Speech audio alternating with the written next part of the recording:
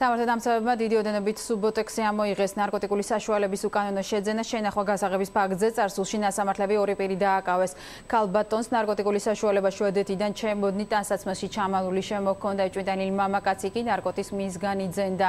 დაკავებულებმა ჩადენილი დანაშაული აღიარეს.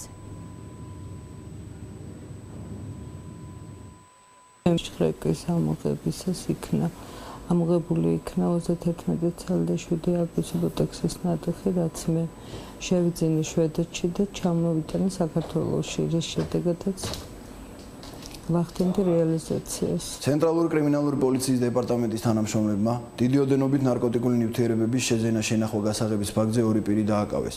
ოპერატიული საგამოძიებო მოქმედებების შედეგად დაკავებული ქალბატონის ბინის შრეკისას სამართალდამცველებმა სარეალიზაციოდ გამზადებული 35 აბის სუბოტექსი და რეალიზაციის შედეგად მიღებული 1060 ლარი ამოიღეს.